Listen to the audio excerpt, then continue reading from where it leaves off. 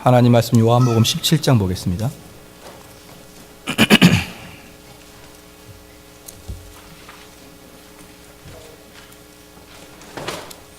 요한복음 17장 23절로 26절까지입니다.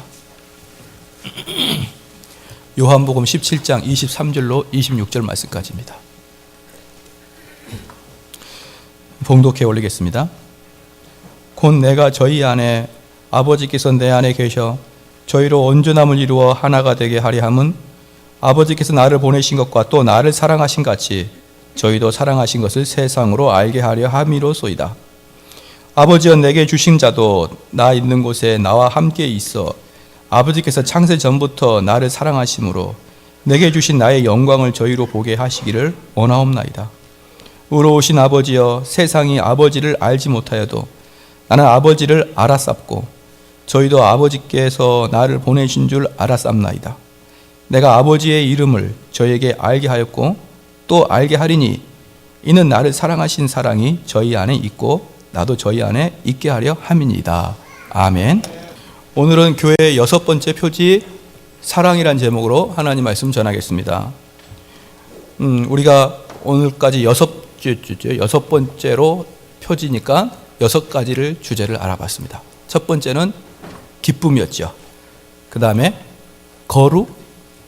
우리 다 알지만 모른 척하고 있잖아요. 그죠?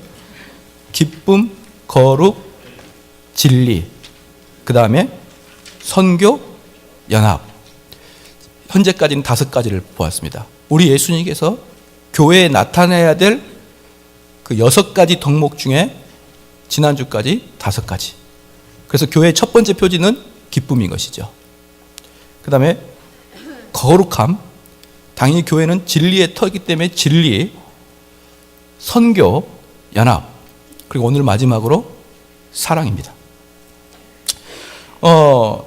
이 17장은 예수 그리스도의 대제사장적인 기도라고 표현합니다. 즉 대제사장적인 기도는 무엇입니까? 이 모든 인류를 대신해서 하나님께 기도하는 예수님의 아주 장구한 내용이 들어있죠. 그리고 이 17장을 맨 마지막으로 하고 이제 18장부터는 체포를 당하시기 때문에 실질적으로 예수님의 기도지만 기도를 통해서 우리에게 가르쳐 주고자 하는 것이 있기 때문에 이 기도를 사람들에게 알렸던 것이기 때문에 실질적으로 예수님의 마지막 그 가르침은 사랑입니다. 사랑인 것이에요. 그리고 그 다음에는 예수님의 가르침이 이제 없어지는 것이죠. 이후에 18장부터는 이제 체포를 당하시기 때문에.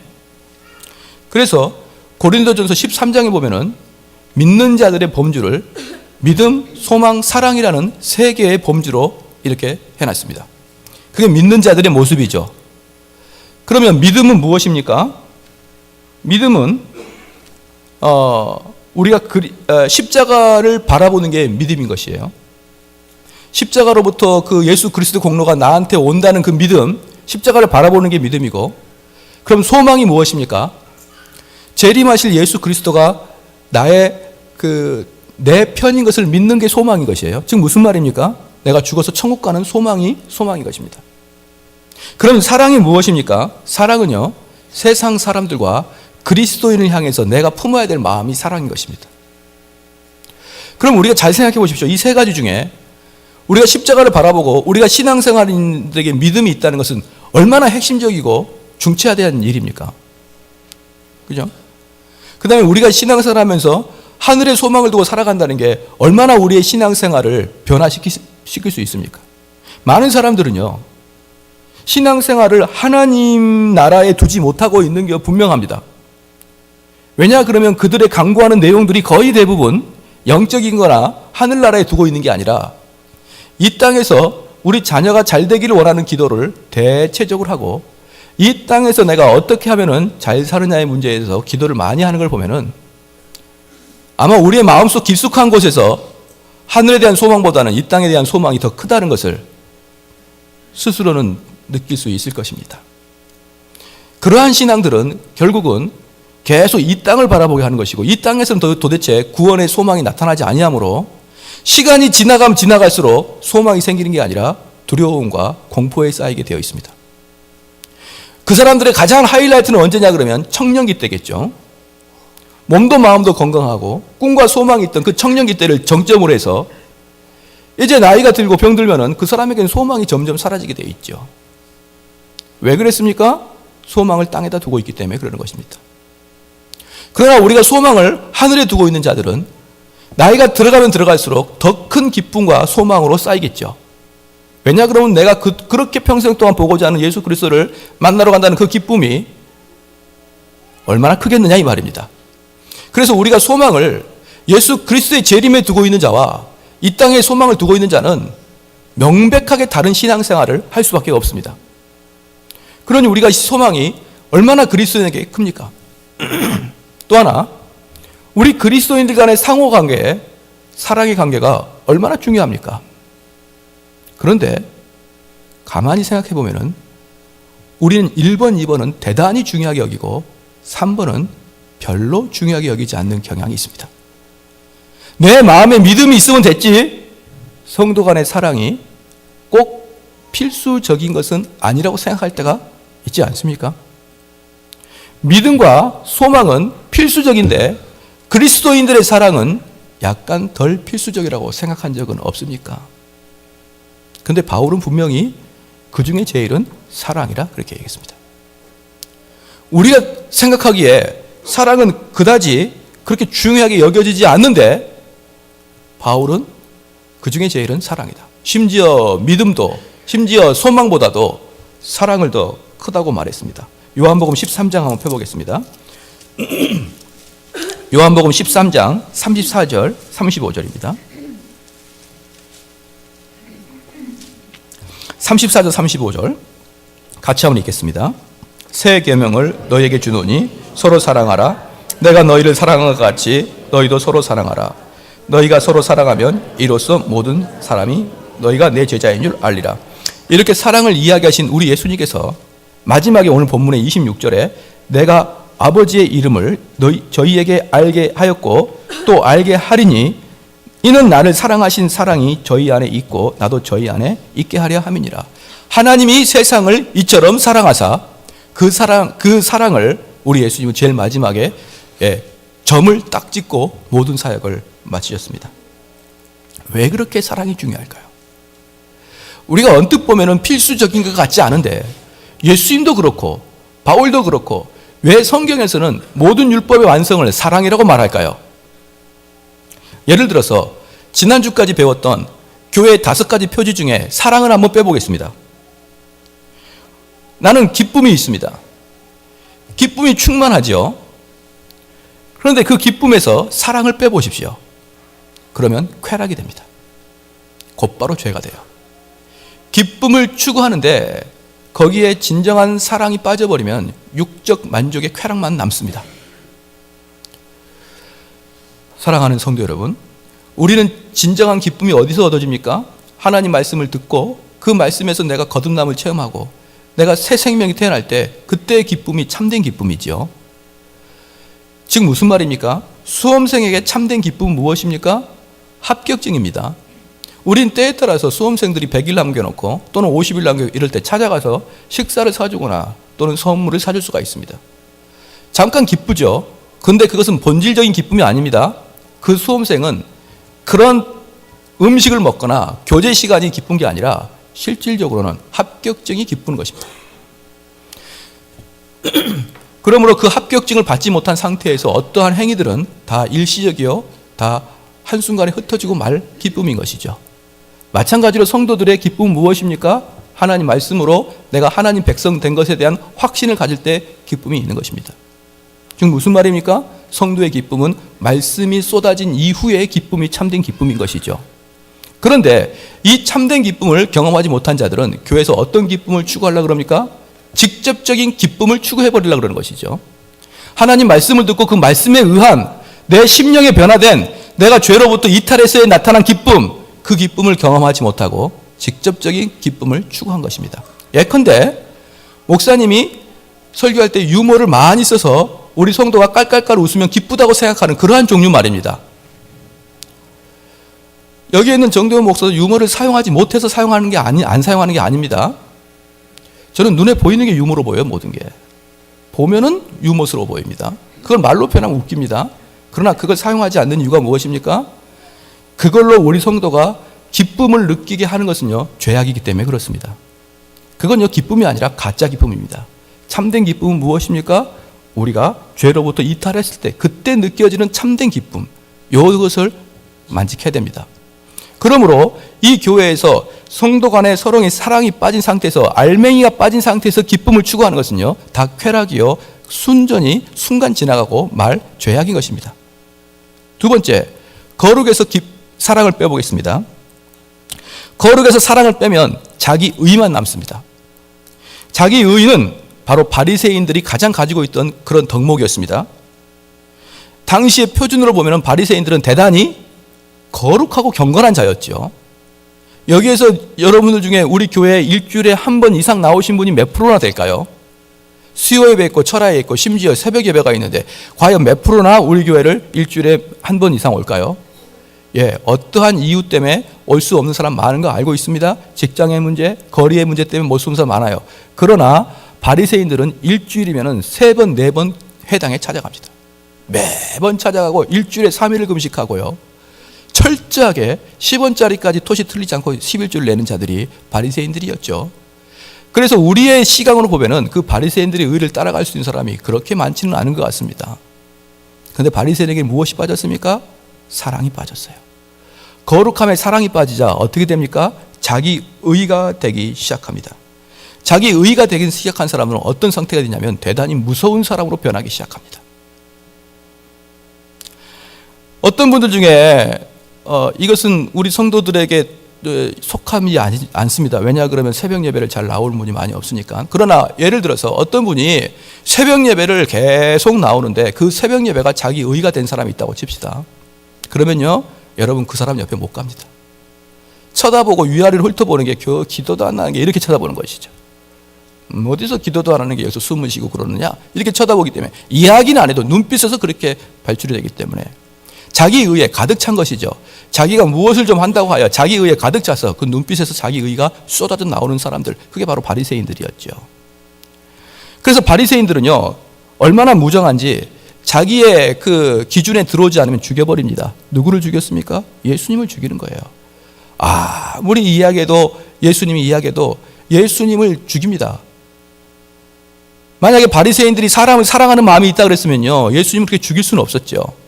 그런데 바리새인들은 예수님을 죽입니다. 그래서 거룩함에서 사랑이 빠지면 무시무시한 사람이 됩니다. 그 다음에요, 진리를 보겠습니다. 진리에서 사랑이 빠지면 죽은 정통이 됩니다. 교회사를 가만히 보면 재미있는 일이 발생합니다.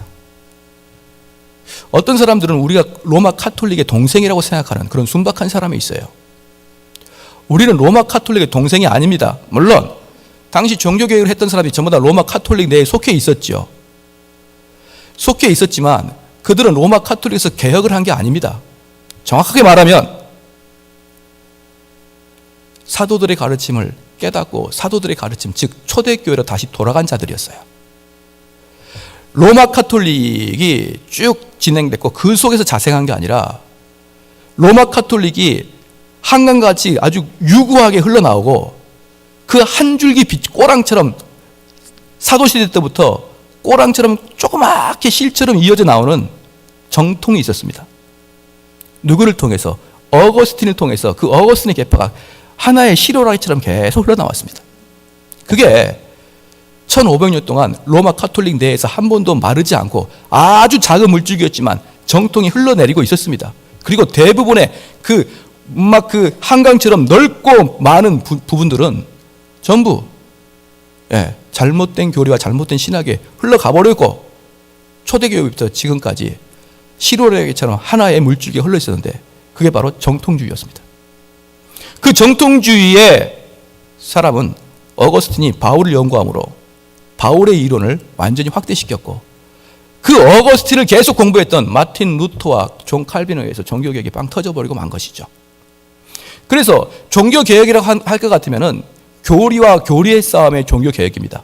여러분들이 절대 오해하지 말 것은 그들의 도덕적인 문제 때문에, 신부의 도덕적인 문제 때문에, 교황의 도덕적인 문제 때문에 종교개혁이 터진 게 아니고 교리의 문제 때문에 종교개혁이 터진 것입니다. 그래서 그들은 사도들의 가르침을 따른다고 하여서 그렇게 큰 것들이 아무리 많지만 비정통으로 가고 있는 게 정통이 아닙니다. 아무리 작지만 정통으로 가고 있는 게 정통이었죠. 그래서 그것을 유럽에 있는 사람들이 막아낼 수가 없었습니다. 왜? 너무나 명확하고 너무나 성경적이었기 때문에 종교 개혁자들이 외치는 곳마다 로마 카톨릭이 무너지기 시작하자 로마가 아주 긴장을 해버린 것이죠. 로마 카톨릭은 아무리 와서 대항을 하고 아무리 와서 설교를 할지라도 종교 개혁자들이 설교를 하고 나면 사람들이 돌아서지 않습니다. 왜 그럴까요? 맞습니다. 들어보니까 그들이 성경적이거든요. 사랑하는 성도 여러분, 어떤 어리석은 사람들은 그렇게 말합니다. 교리가 무슨 필요가 있습니까? 성경만 있으면 되지. 아닙니다. 교리가 필요합니다. 왜입니까? 로마 카톨릭도 성경을 보는 것이요. 제7일 안식일 교인도 성경을 보는 것이요. 신천지도 성경을 보는 것이요. 여호와의 증인도 성경을 봅니다.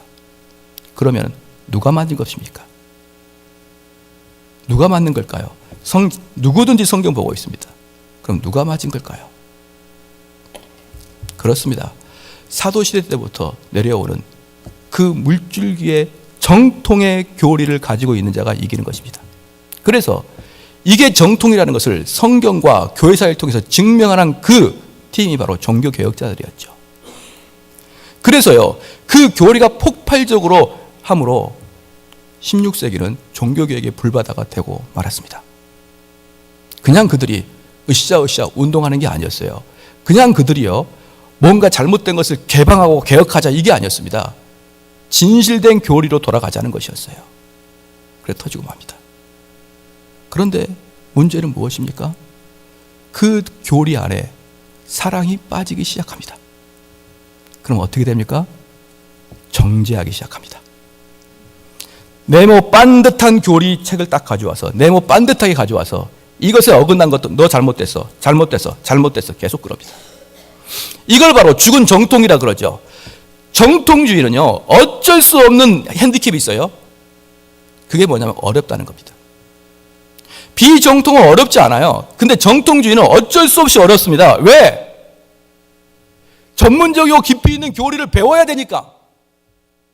근데 여러분도 알다시피 교회를 다녔지만 각 교회에서 교리 공부를 하는 교회는 거의 한국에 없지요.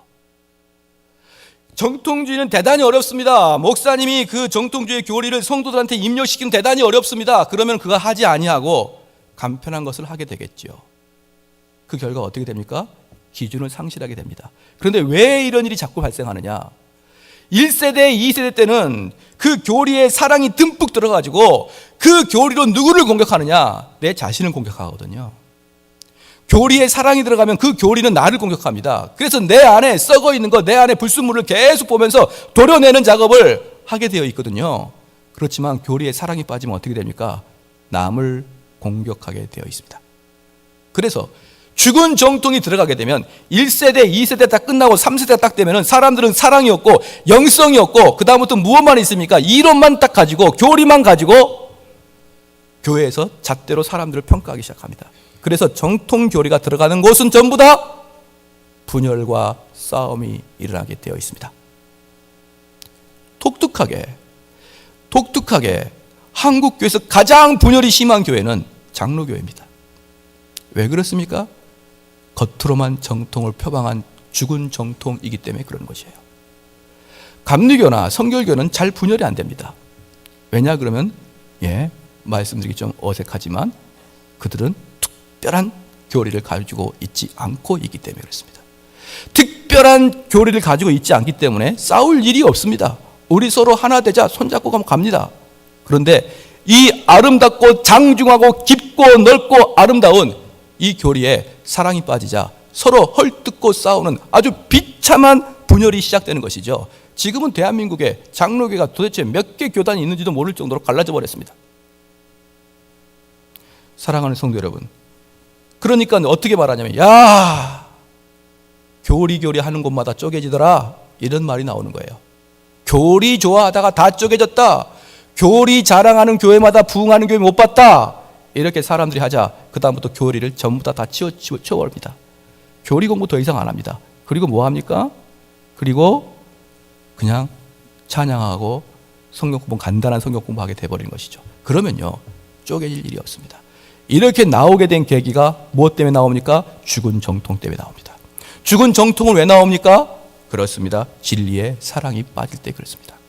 사랑하는 성도 여러분, 진리의 사랑이 빠지면 우리는 서로 죽고 죽이는 관계가 되고 마는 것이죠. 그 다음에 선교의 사랑이 빠져봅시다. 선교의 사랑이 빠지면 어떻게 되는지 보겠습니다. 제가 1년에 한 차례씩 중국을 선교로 갑니다. 정말 선교죠, 거기는. 예, 선교를 가는데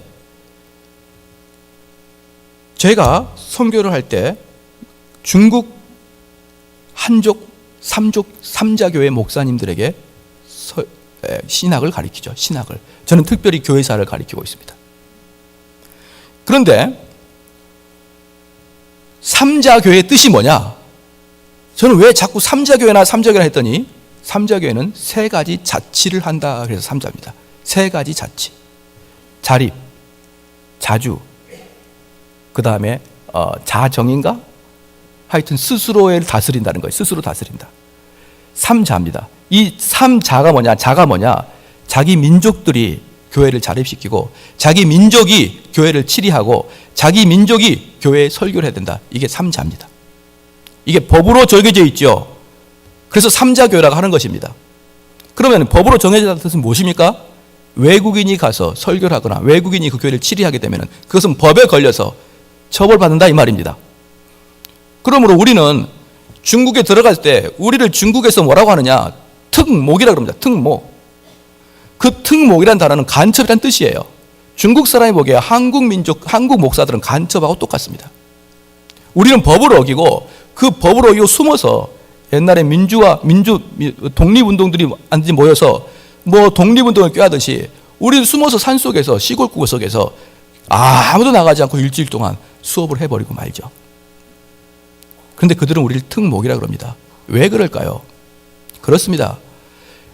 중국과 인도에 선교사들이 선교를 파견할 때 150년 전에 그들이 선교사를 파견할 때 어떤 사람은 참된 선교사가 있었지만 선교의 사랑이 빠지자 그들이 뭐가 됐습니까? 제국주의의 앞잡이가 됐습니다. 제국주의 앞잡이가 돼가지고 명분은 선교인데 선교부 안에서 중국을 뒤엎어버릴 그런 제국주의를 본부를 만들고 그런 제국주의가 될 수 있도록 즉 스페인이나 영국이나 미국이나 이런 사람들이 들어와서 국민들한테 그들을 지배할 때 그들의 지배할 때 그 문제를 너무 어색하지 않도록 하기 위해서 그들은 선교를 했습니다. 그래서 중국 사람이 보기에 선교사는 간첩이고 우리 특별히 한국 선교사는 미제국주의가 들어오기 전에 먼저 초석을 깔고 있는 그런 임무를 맡고 들어온다고 생각합니다. 중국인들은요. 그래서 우리를 간첩이라고 부르는 것이에요. 사랑하는 성도 여러분, 선교에 사랑이 빠지면 무엇이 됩니까? 제국주의가 됩니다. 사람을 수탈하고 사람을 자기 거화시키고 우리가 1월 달에 필리핀 선교를 가게 될 것입니다. 그런데 우리가 필리핀에 대한 사랑이 없이 가게 되면 어떻게 변합니까? 우리는요, 교만해집니다. 왜냐 그럼 필리핀 사람들은 전반적으로 몸이 왜소하고요. 돈이 없으므로 우리한테 1달러 받기를 대단히 소망하고 있습니다. 그런데 우리에게 1달러는 아무런 부담이 되지 않는 돈이죠. 우리가 만약에 5만 원을 가지고 간다. 1달러는 1,000원인데 5만 원을 가지고 간다면 50명의 사람들에게 1달러씩만 줘도 우리는 거기서 왕과 같은 대접을 받습니다. 그들은 까맣습니다. 그들은 왜소합니다. 돈이 없습니다. 그러니까 우리 한국에서 맨날 비실비실 거리다가 거기 가니까 왕 대접 받으니까 거기가 뭘 합니까? 교만해집니다. 그게 바로 제국주의자들이에요. 선교에 사랑 없이 동남아 가서 떵떵거리고 살아가는 사람들. 그죠? 선교에 사랑 없으면 오히려 원수가 되는 것입니다. 그 다음에 마지막에 연합의 사랑이 없으면 어떻게 됩니까? 폭군이 됩니다. 작당합니다. 그들끼리 한 팀이 돼서 뭔가 힘의 세력을 가지고 있는 것이죠. 그러므로 지난주까지 봤던 5가지 교회 표지 중에 사랑이란 단어가 쫙 빠져버리면 다 악한 게 돼버립니다. 그래서 바로 사랑이 최고인 것입니다. 그러면 만약에 아무것도 없는데 사랑이 있다면 어떻게 되는지 한번 보겠습니다. 첫 번째는요, 내가 하나님을 사랑하게 되면은 당연히 하나님을 사랑하는 기쁨이 따라오겠죠. 우리가 특별히 뭔가를 다시 재조명하면서 하지 않아도 하나님의 사랑을 가지고 있으면 우리의 마음속엔 기쁨이 솟아납니다. 우리 고등학생들, 학생들, 여학생 2명 잘 눈에 계속 떠요. 그게 떠들면 안 됩니다. 예배 시간에 하나님 계시는데 왜 하나님 전에서 그렇게 떠듭니까? 자, 우리는 하나님의 사랑을 가지고 있으면은 기쁨이 넘치게 되어 있습니다. 그 다음에 예수님을 사랑하게 되면 그 결과가 어떻게 되겠습니까? 거룩함을 가지게 되어 있습니다. 요한일서 3장 3절 말씀에 주를 위하여 이 소망을 가진 자마다 그의 깨끗하신 것 같이 자기를 깨끗하게 하느니라. 주를 위하여 주에게 소망을 둔 자는 깨끗하게 되게 되어 있다 이 말입니다. 그래서 주님을 사랑하면 우리는 자연스럽게 거룩해지게 됐습니다. 하나님 말씀을 사랑하게 된다 그러면 그럼 필연적으로 진리를 더 많이 알고 진리의 사람이 될 수밖에 없겠지요. 세상을 향한 사랑이 있다 그러면 당연히 선교가 되겠지요. 교인들을 향한 사랑이 있다면 당연히 연합이 되겠죠. 모든 덕목에 사랑이 빠지면 다 죄가 되고 아무것도 없어 사랑이 있으면 다 덕목이 성성됩니다. 그러므로 사랑은 그 중에 제일이라. 할렐루야.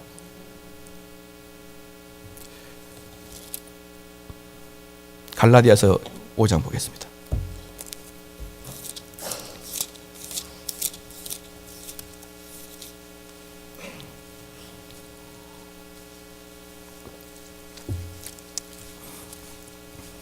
갈라디아서 5장 22절 23절입니다. 오직 사랑의 열매는 사랑과 희락과, 이 희락이 기쁨인 것이죠.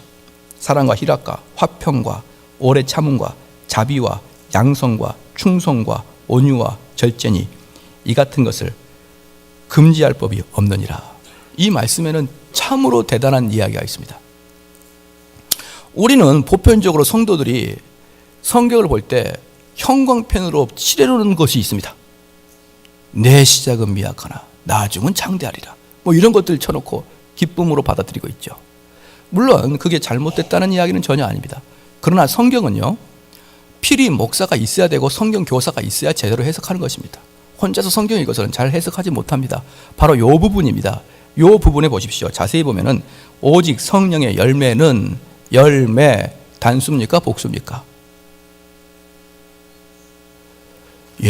수죠, 수. 무슨 수? 근데 단수인지 복수인지는 잘 모르겠지만 수입니다. 열매들이 아니라 열매죠. 단수죠. 갈라디아서 2장 5장 22절 보면서 성령의 열매가 단수네, 이걸 깨우친 사람이 어디에 있겠습니까? 평신도는 이걸 깨우치질 못합니다. 그래서 항상 성경 해석자가 필요하다는 것이죠. 우리는요, 내 시작은 미약하나 나중은 심히 창대하리라, 그 말씀은 별로 그렇게 썩 중요한 건 아닙니다. 그러나 이것은 단수가 더 중요한 거예요. 왜냐? 내 시작은 미약하나 내 나중은 창대하리라. 그건 예수님이 이야기한 것도 아니고 욥이 이야기한 것도 아니고 욥의 친구들, 하나님께 책망받는 욥의 친구가 했던 이야기를 뭘 그렇게 좋아서 가게에다 걸어놓은지 모르겠어요. 가게에다가 자족하라 걸어놓으십시오. 이만하면 됐다. 뭘 나중에 창대합니까? 교회 이름 창대교회라. 죄송합니다. 교회 이름 막 파워교회 막 그럽니다. 뭘 어떻게 하려고. 그런데 여기서 보면은 뭐가 있습니까? 열매라고 단수가 되어 있는 것이에요. 바울은요, 바울의 글을 읽을 때 이게 단수냐, 과거형이냐, 현재형이냐, 진행형이냐, 이 자체가 매우 중요합니다. 그것을 아는 게. 그들은 그냥 이런 식으로, 바울은 그냥 아무 의미 없이 쓰는 게 아니라 그 의미 자체, 단수냐 이런 그 단어 하나하나에 의미를 두고 있는 것이죠. 자, 이건 지금 무슨 이야기를 합니까? 성령의 열매는 하나라는 것입니다. 즉 사랑이라는 열매가 하나 있고 희락이라는 열매가 하나 있고 화평의 열매가 하나 있는 게 아니고 하나의 열매 안에 다 들어있다 이 말이에요. 다. 하나의 열매 안에 다 들어있단 말입니다. 여러분이 수박을 사면 껍질이 있고 빨간 부분이 있고 씨가 있듯이, 그게 하나의 수박이듯이 우리는 성령의 열매는 하나입니다. 왜? 단수니까. 근데 그 속에 사랑과 희락과 화평과 오래 참음과 자비 양성은 다 있다 이 말입니다. 그러므로 나는 사랑은 많은데 기쁨이 없어. 그것은 가짜인 것이에요. Everything or nothing입니다. 이게 모든 게 다 있든지 하나도 없는 것이에요. 7개는 있고 2개는 없고 이런 게 아닙니다. 모든 게 다 있어야 되는 것이죠. 예를 들어 보겠습니다. 사랑이 있는 사람이, 성령의 열매는 사랑과, 사랑이 있는 사람이 희락이 없을 수가 있습니까? 사랑이 있는 사람이 화평이 없을 수가 있습니까? 나는 사랑은 많은데 화평은 없어. 이게 말이 됩니까? 사랑이 있는 사람이 오래 참음과 자비와 양선과 충성과 온유가 없을 수가 있습니까? 다 있습니다. 사랑만 있으면 다 있는 거예요. 사랑이 없으면 아무것도 없는 겁니다. 사랑하는 성도 여러분, 그런데 중요한 게 있어요. 이게 성령의 열매입니다. 그리하여서 성령이 내 안에 있는 사람은 이 열매가 익어가고 이 열매가 나타나는 것을 금지할 방법이 없다 이 말이에요. 다시 말합니다. 우리 성도들 안에 성령이 계시면 이 열매가 아무리 노력해도 열리는 것을 막을 방법이 없다. 저는 사랑이 없어요. 저는 사랑을 하도록 노력해야겠다. 그게 바로 성령 없는 자의 특징이에요. 어떻게 열매가, 내가 있겠다고 노력하는 열매 봤습니까? 열매는 자연스럽게 열어가는 것입니다. 따라서 우리 마음속에 자연스러운 사랑이 형성되지 않으면 성령이 없는 자입니다. 성령이 있다고 거짓말하지 마십시오. 그 안에 거듭난 자로 거짓말하지 마십시오. 이 말씀의 의거에 그것이 일어날 금지할 방법이 없다. 목사님, 저는 오래 참음이 없어요. 왜? 성령이 없으니까. 이 소리를 들으니 이제부터 저는 열심히 노력해야겠군요. 열심히 노력한다는 그것 자체가 바로 먼저 문제가 생겨요. 자연스럽게 사랑이 싹트는 것입니다. 그래서 내가 우리 교우들을 보니까 사랑스러운 거예요. 언제부터 내가 사랑스러웠지 모릅니다. 그래서 성령의 역사는 바람이 부는 것처럼 시작도 끝도 모릅니다. 그런데 불고 있는 거예요. 내가 언제부터 저들을 사랑하고 있지요? 몰라요. 그러나 사랑하고 있는 것입니다. 내가 언제부터 이렇게 기쁨이 있었죠? 내가 내 상황을 보면, 내 가족을 보고, 내가 사회를 보고, 내가 현재 우리 집안을 보면은, 내 가게를 보면은, 내 직장을 보면은 기뻐할 게 없는데 언제부터 이렇게 기뻐합니까? 모릅니다. 그러나 성령이 있는 자는 기쁨이 있는 것입니다. 믿으시길 주의로 축원합니다.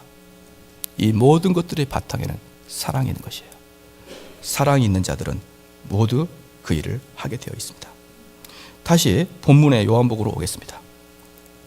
요한복음 오는데 25절은, 요한복음 오늘 본문 말씀 25절은 26절을 알리기 위한 전단계입니다. 즉, 이로우신 아버지여, 세상이 아버지를 알지 못하여도 나는 아버지를 알았sap고 저희도 아버지께서 나를 보내신 줄을 알았sap나이다. 26절을 이야기하기 위해서 25절에 무엇을 이야기하냐? 나는 아버지를 알았다는 것을 이야기하고 있습니다. 즉, 우리가 사랑이 싹트기 전에 무엇이 있어야 됩니까? 명확한 알미 필요합니다. 알아야 사랑을 하고, 알아야 따르고, 알아야 순종을 하지요. 그래서 26절에 사랑에 대해서 이야기할 때 우리 예수님께서는 먼저 내가 하나님을 알았다라고 표현을 하고 있습니다. 그런데 26절에 내가 아버지의 이름을 저희에게 알게 하였고, 우리 지금 예수님은 저희에게 아버지를 알게 하였고 또 알게 하리니 이는 나를 사랑하신 사랑이 저희 안에 있고 나도 저희 안에 있게 하려 함이니이다. 25절 26절을 종합해서 말하면 이겁니다. 세상 사람들이 우리 하나님을 모른다는 것이에요. 그런데 나는 그 하나님을 세상 사람들에게 알리고 싶다는 것입니다. 그런데 무슨 하나님을 알리고 싶냐 그러면은 우리 하나님은 사랑이라는 것을 알리고 싶다는 것이에요. 이 말씀을 결론적으로 말씀드리고 싶은 것은 무슨 말이냐? 세상 사람들은 그 하나님이 사랑이라는 것을 모르는데 우리 예수님은 그 하나님이 사랑인 것을 알고 나는 그것을 세상 사람한테 알리기를 원한다는 것입니다. 24절에 보십시다. 아버지여, 내게 주신 자도 나 있는 곳에 나와 함께 있어 아버지께서 창세 전부터 나를 사랑하심으로 내게 주신 나의 영광을 저희로 보게 하시기를 원하옵나이다.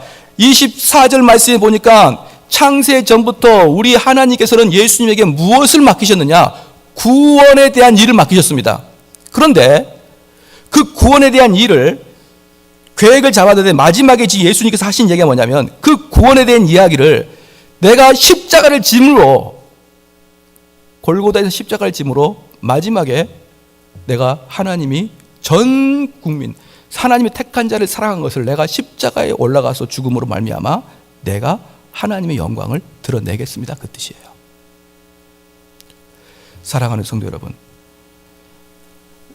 예수님이 십자가에 진 게 예수님의 사랑일까요? 하나님의 사랑일까요? 이번에 뉴스나 텔레비를 보니까 세월호 1주년 기념일이라고 막 사람들이 막 그런데 저는 아무 관심 없이 딱 하나 때문에 못 봐요. 그 프로를 못 봅니다. 왜? 눈물이 나서 설교 준비가 안 되기 때문에.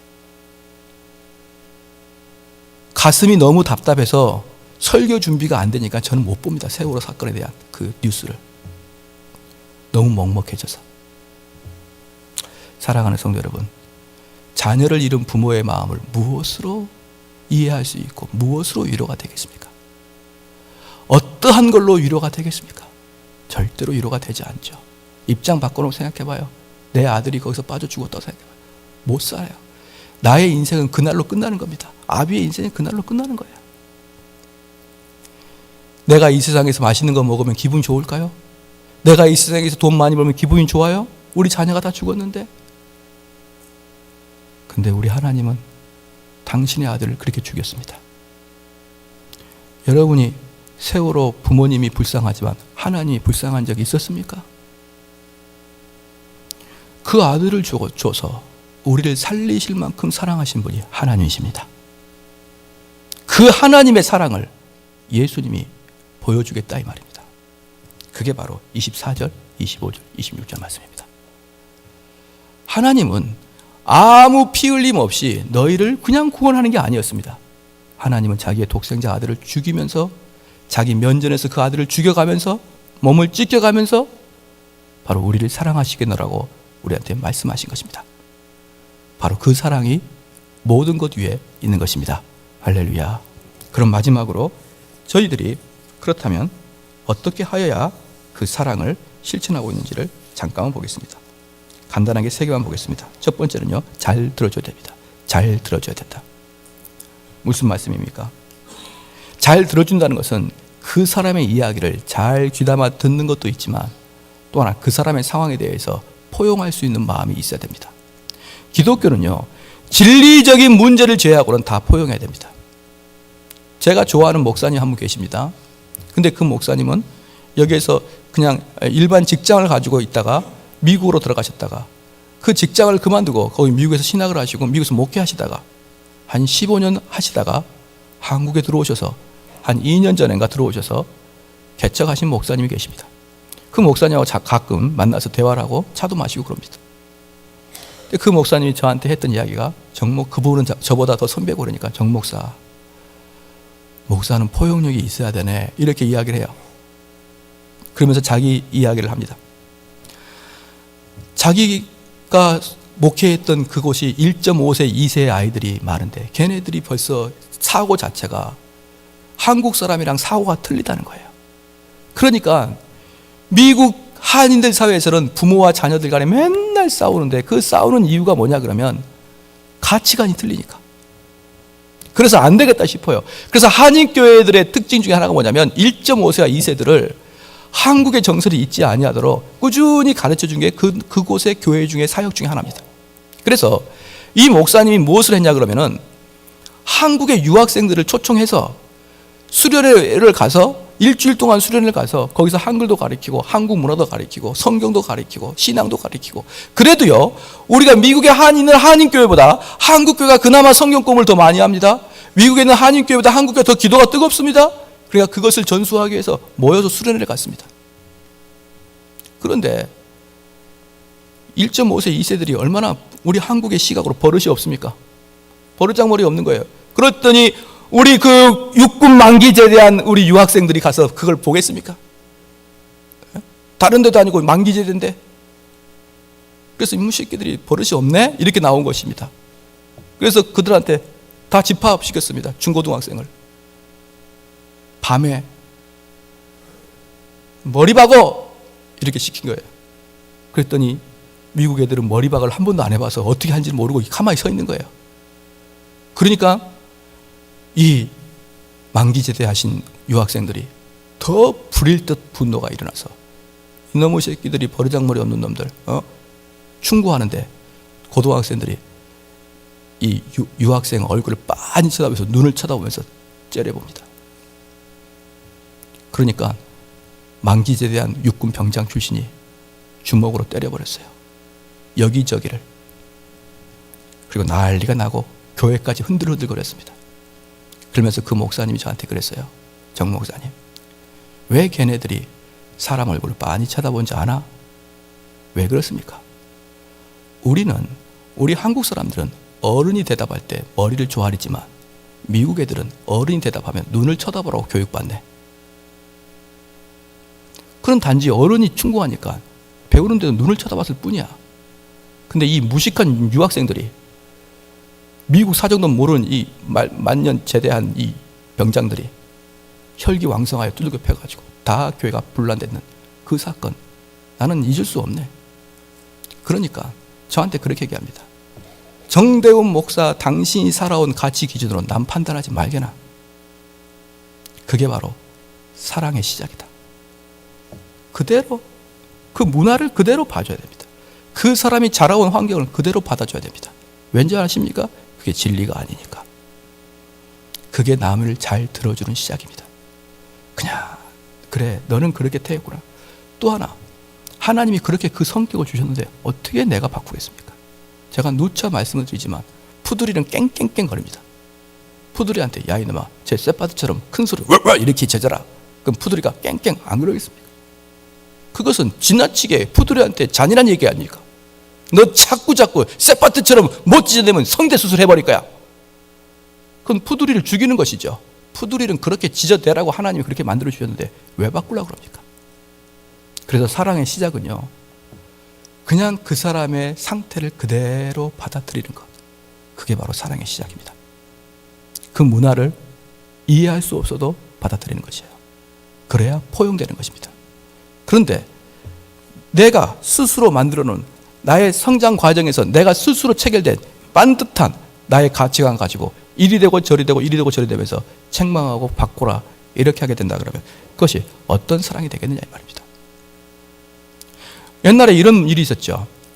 어떤 수도원 원장이 제자들에게 일주일 금식을 선포했습니다. 그런데 그 중에 제자 한 명이 그걸 참지 못하고 먹어버렸습니다. 숨어서. 그러다가 다른 사람한테 들켜가지고 그 사람을 끌고 원장한테 갔습니다.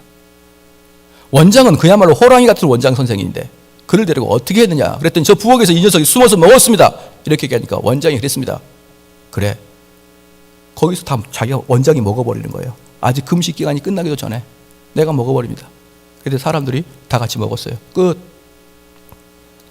만약에 원장이 너 왜 먹었느냐, 이놈의 자식아 너 법규도 못 지키냐 그렇게 했다 그러면 그 제자는 아마 상처를 받고 하산했겠죠. 근데 그 원장은 그 사람을 사랑하는 말미암아 자기가 대신 먹음으로 그 사람을 더 이상 책망받지 못하도록 했다는 이야기입니다. 그게 사랑입니다. 할렐루야. 내가 그동안 살아온 경험 가지고 판단하는 것은 사랑의 반대입니다. 내 기준으로 판단하는 것은 사랑의 반대예요. 그것은 미움과 질투와 시기와 싸움이 일어나게 되어 있습니다. 그러나 그 사람을 그대로 봐주는 것. 할렐루야. 내 모습 이대로 받으소서. 이게 만약에 죄가 섞여 있지 않다 그러면 죄를 그대로 지면서 이 죄까지 그대로 받아달라. 그래서 나쁜 짓이지만 내 모양 내 형태대로 하나님 받아주신다 그러면 받아주는 거예요. 베드로가 꿈속에서 그랬습니다. 베드로가 꿈속에서 위에서 이런 그 이상한 동물들이 내려오기 시작합니다. 이것은 이스라엘 사람들이 먹으면 안 되는 그런 놀라운 이상한 그런 것들이 내려오기 시작하는 것이에요. 돼지도 내려오고 예컨대 뱀도 내려오고 이상한 동물들이 내려옵니다. 우리 하나님께서 꿈속에서 그럽니다. 비몽사몽간에 베드로야 집에서 먹어라 그랬더니 베드로가 먹을 수 없습니다. 그러자 하나님께서 뭐라고 했습니까? 내가 괜찮다고 하는데 네가 뭔 상관이냐. 각자의 성격 하나님 주셨는데 왜 내가 너 성격 마음에 든다 안 만다. 내가 뭡니까? 정대훈이 뭡니까? 내가 뭔데 하나님의 역할을 내가 합니까? 바로 사랑이라는 것은 그가 하나님이 그대로 주신 것을 믿고 그걸 받아들이는 게 사랑인 것입니다. 할렐루야. 두 번째가 뭡니까? 함께 나누는 것입니다. 함께 나누는 것은 좋은 것을 함께 나누는 것도 있지만 진짜 중요한 것은 뭐냐? 내 마음을 나누는 겁니다. 내 마음을 나눈다는 게 뭡니까? 내 속에 있는 이야기를 털어놓는다는 것이에요. 내 속마음을 털어놓는 것이다. 쟤랑은 같이 있어도 도대체 무엇 생각하는지 모르겠다. 그 사람은 사랑이 없는 거예요. 사랑이 있는 자는 그 마음을 오픈하고 털어놓는 것입니다. 그런 교회가 우리 교회가 되어야 되겠죠. 숨기고 뒤에서 작당하고 머리 숫싸움하고 내가 이렇게 하면 제가 저렇게 하겠지. 이것은 이미 사랑이 떠나버리는 아주 악한 교회가 되고 말죠. 마지막으로 섬겨야 됩니다. 섬기는 건 무엇입니까? 내가 좋은 것을 남한테 주는 것을 말하고 있는 게 아닙니다. 섬기는 것은요, 요한복음에 우리가 세족식의 의미를 잘 알지 않습니까? 우리 예수님께서 말씀하셨습니다. 내가 너희를 씻긴 것처럼 너희들이 서로 발을 씻기라 그랬습니다. 그런데 그 세족식에서 발을 닦아내는 게 뭡니까? 죄를 제거해내는 것입니다. 세족식은 그냥 다리를 그냥 씻어주는 게 의미가 아니고 그 사람에게, 이미 구원받은 사람에게 다리에 묻어있는 죄를 털어주는 것이 세족식의 의미인 것입니다. 그러면 섬기는 게 무엇입니까? 우리 교인들이 서로 간에 너 이러한 것이 죄다라고 권면해주는 사람들끼리의 관계가 섬기는 겁니다. 이것이 미움이 들어가는 게 아니라 사랑이 깃들어 있을 때 그 사람이 참으로 하나님과 동행하기를 원하는 마음에서 그 죄를 권면해주는 그러한 관계, 그게 바로 섬김의 관계입니다. 사랑하는 성도 여러분, 이 모든 것에서 사랑이 빠지면 다 죄입니다. 이 모든 것에서 사랑이 빠지면 전부 다 마귀가 가지고 우리를 다 가지고 놉니다. 그러나 아무것도 없어도 사랑만 있으면 다 됩니다. 바로 예수 그리스도께서 알려주고자 하는 우리 하나님의 사랑이 바로 이 사랑입니다. 그럼 우리 교회는 화목한 가정 같은, 서로가 서로를 위한, 서로가 서로를 죄를 권면해주는 그러한 교회가 되길 주의 이름으로 축원합니다.